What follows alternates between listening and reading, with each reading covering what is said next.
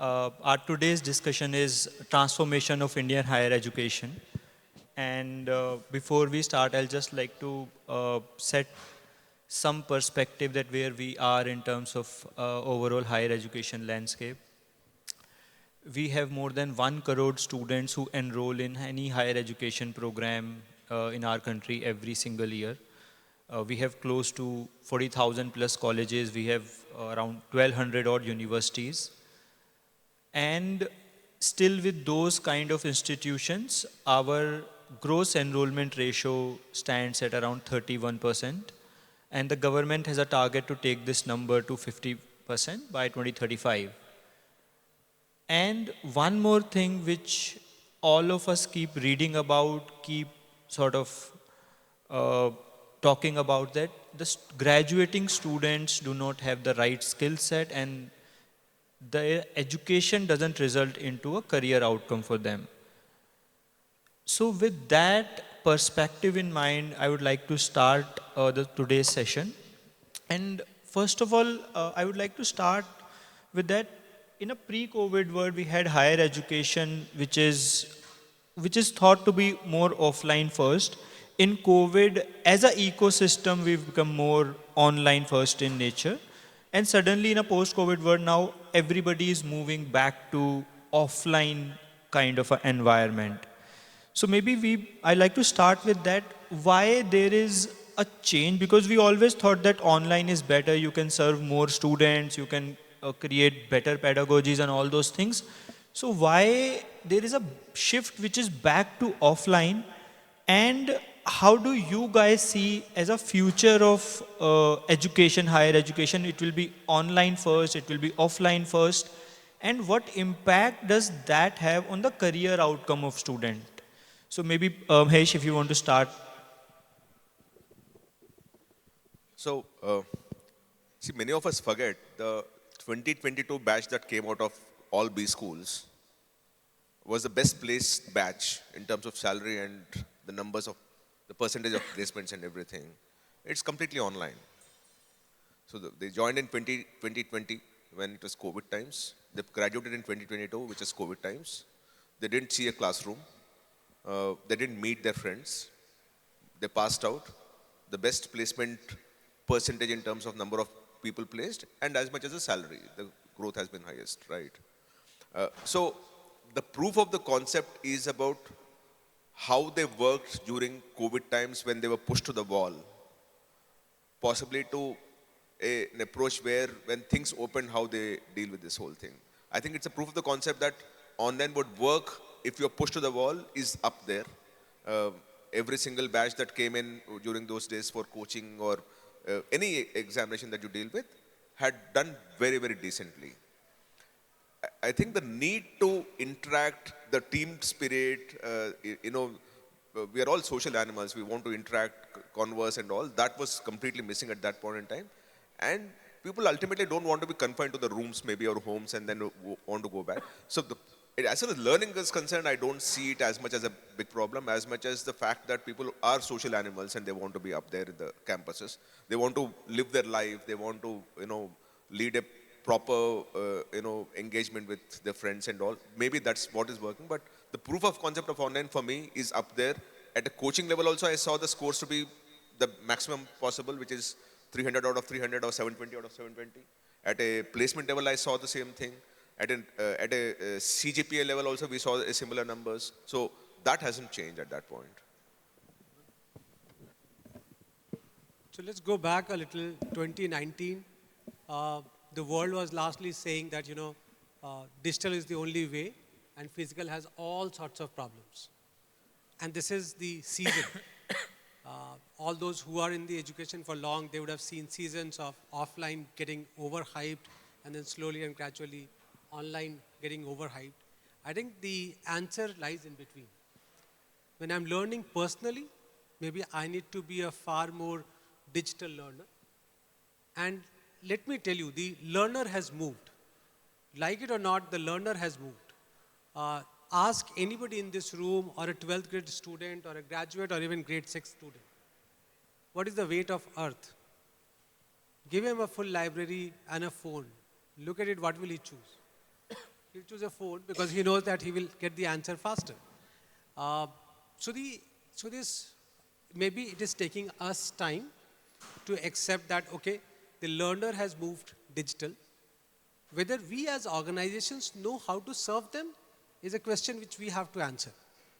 Is it somebody's courses are tuned to that learner or not? But today, they are digital natives. They're born with mobile phones. They love learning digitally. They love learning in their personal space more and more.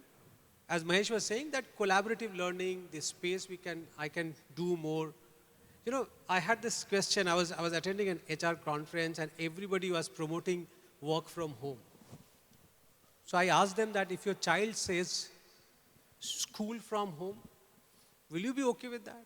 Colleges say college from home, will you be okay with that? And if you're not okay with that, then why work from home is okay?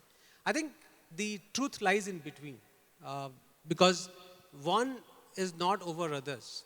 Over the years, we have seen this. The digital learning has a huge impact when I want to learn in my personal space.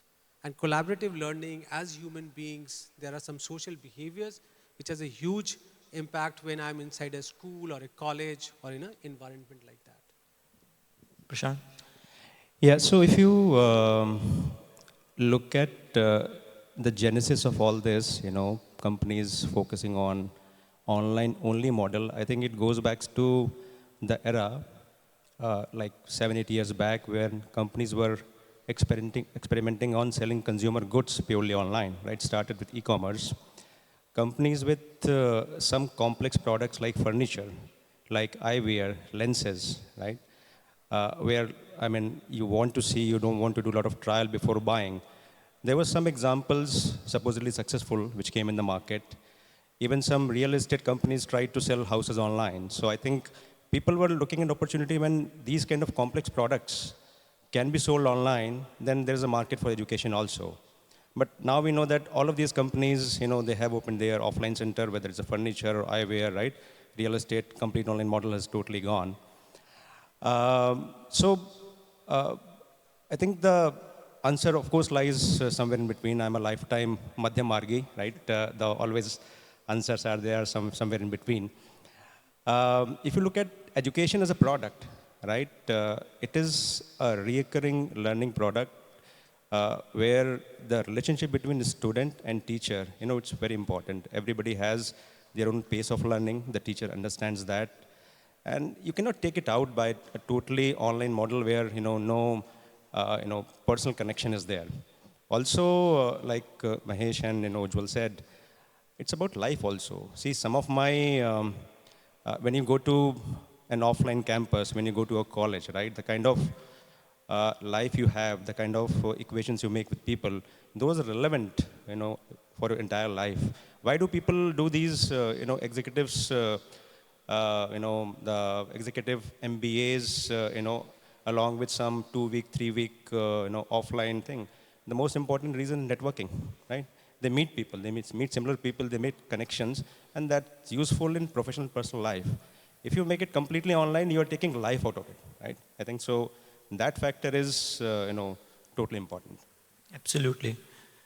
And now with that offline and online sort of merging and becoming more hybrid, the definition or boundaries between whether I'm studying, not studying, that's also merging. And with that, Ujjwal, I want to ask you, and Mahesh would love your comments as well. Did the recent guidelines that government issued on the coaching centers that students who are, let's say, below 16 years of age are not allowed or they should not be going to coaching because of the student suicides and everything? What is your view on that? How do you think that test prep as an industry, because it sort of became very competitive, students were starting preparing from class 6 and all those. What is the balance there?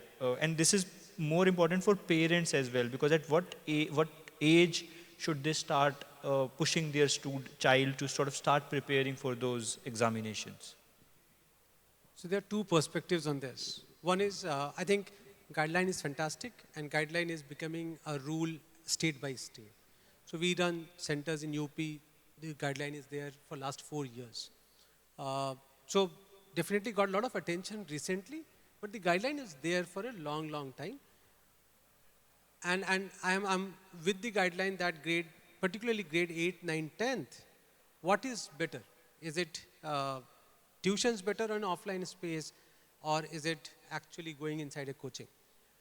For edtechs, actually this is also a golden opportunity because then the child is at home and 8, 9, 10th is a very, very big spectrum of students whom we can address. While all this is right, I was just thinking one day, a child whose parents are IITians or very well educated, she is in grade 6, 7th, 8th, the parents can help them at home, will have advantage over child who comes from middle class family, below middle class family, parents run a small shop. How will that child get help if they want to? And then the edge for the child whose parents are really well educated will have lot more than others. I think the answer lies in between.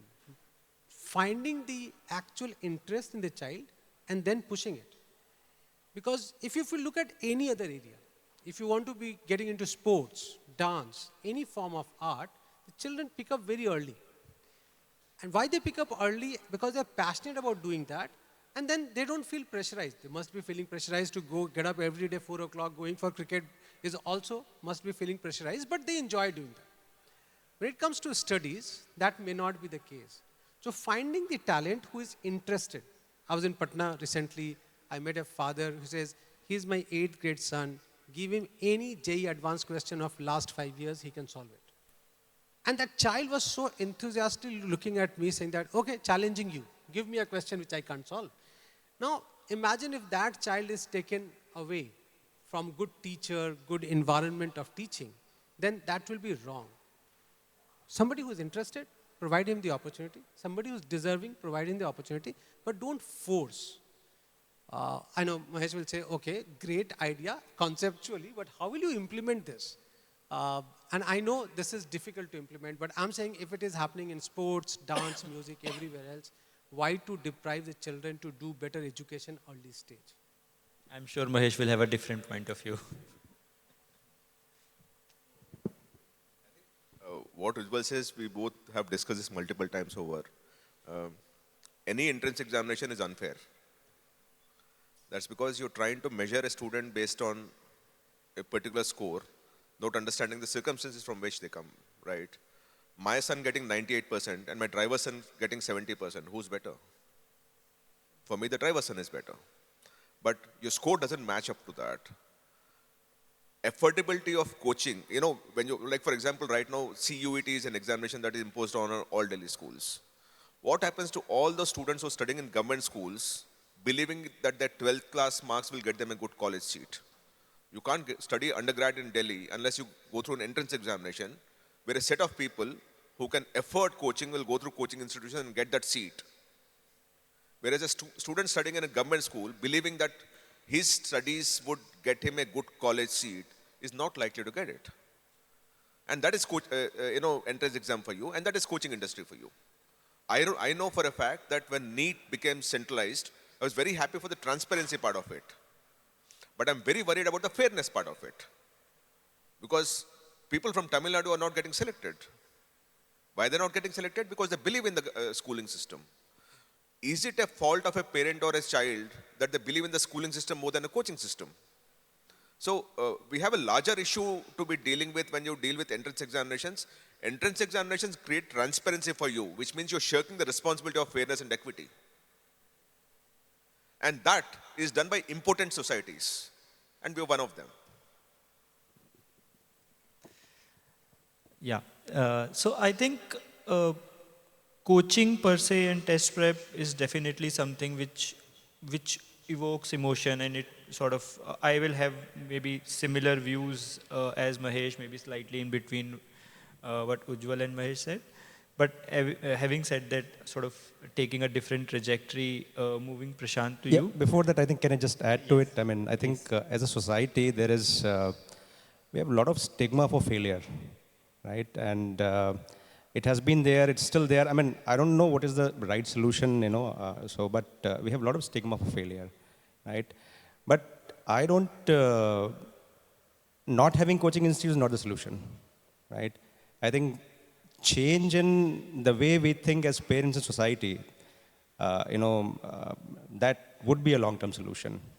Yeah, but then the point of view in that will be that if you have test prep, then you will have coaching. That it goes together. The only solution is that you don't have the competitive examinations at all. Then you open sort of a different Pandora's box. Then how would you choose student in that case? And in a country like India, where for a bus seat, there are one bus seat, there are hundreds of people. Go to the airport, see the number of people on airport seats. How will you not have a competitive exam? Including, even in US, they can't remove ACT today or GMAT today. So a society which is merit-oriented, it will be difficult. I'm not saying, is this the best, or there could be better than this. Yeah, I think if we'll keep debating, it will become capitalism versus Can I have a communism. point So of view on it's this? Can I have a point of view on this? I This is think important. Mahesh wants to add something. I think US disbanded GMAT, so it's wrong to say that GMAT is the thing. Even SAT has been disbanded in many colleges. That's the first part. I think the important thing is to let the child understand that his studies at the schooling system also is valued. I'm not saying remove that. There are dummy schools in Kota, about 45 of them, where the student passes JEE Advanced but doesn't qualify 75% in CBSE schools. So the student doesn't get through the college, to the IIT seat, though he got it, based on the entrance examination, right? Because the child is prepared to crack an examination but not go through the schooling system.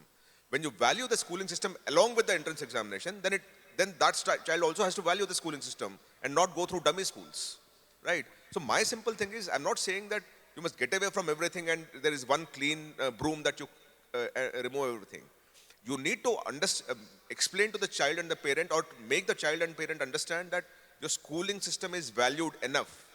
And how do you put that as an input score is something that all of us have to deal with. But you can't say this is 0 and that is 100. That is where the problem is.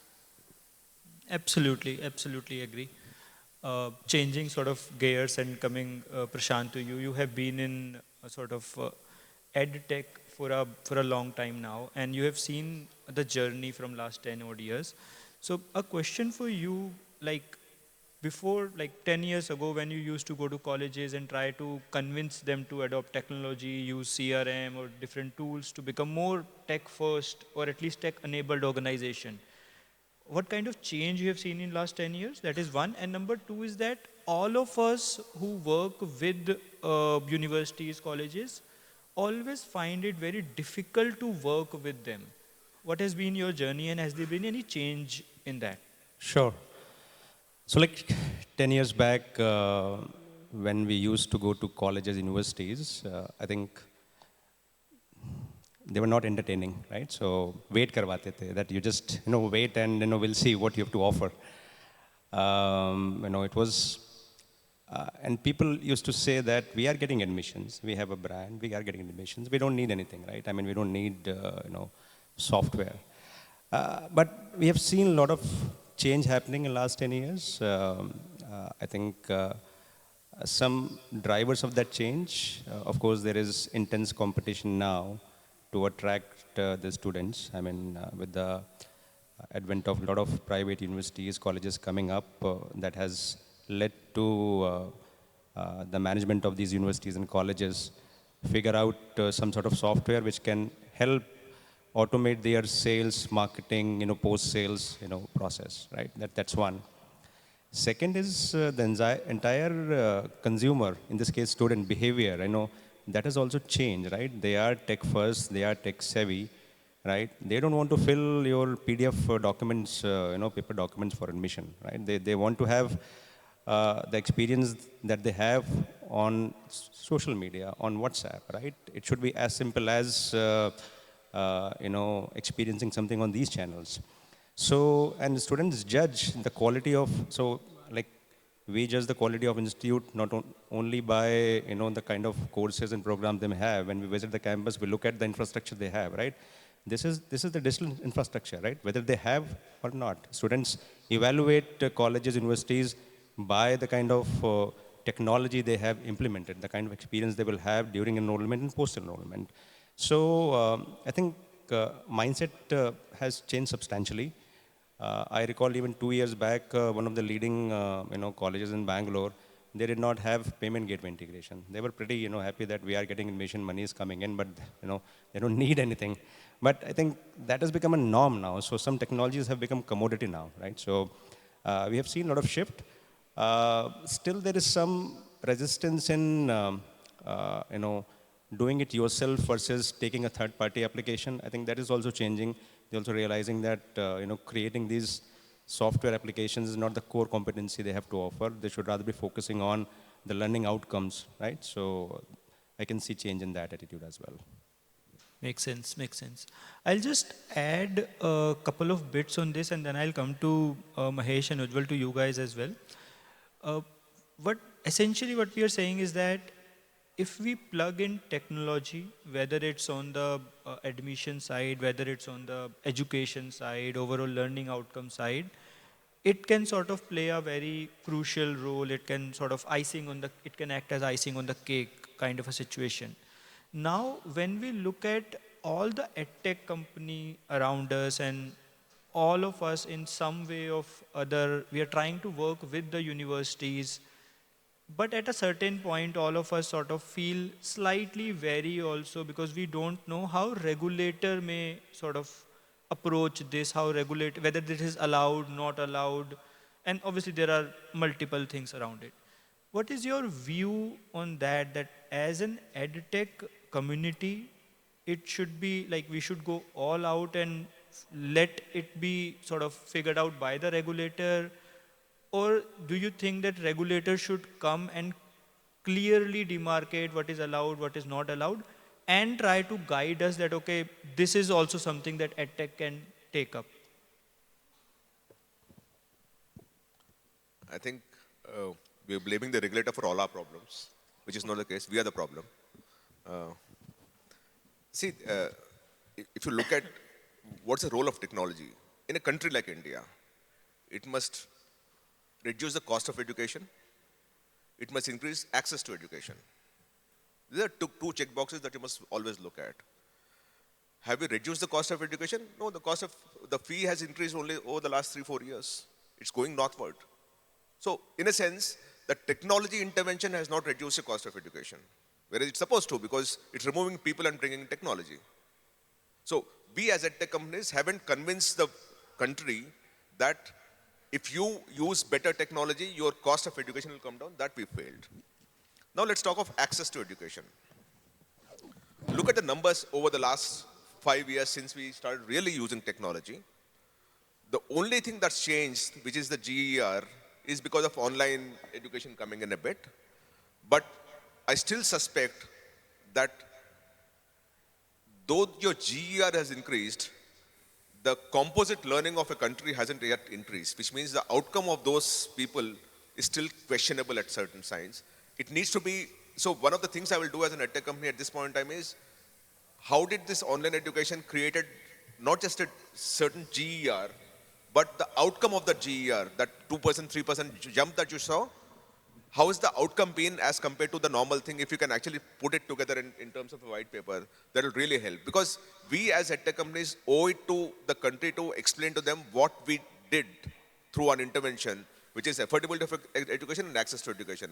And both, the first one for sure is negative for us. For the second one is still a question mark, and we need to answer that question. Ujjwal. So in my view, education has to decentralize. Yeah?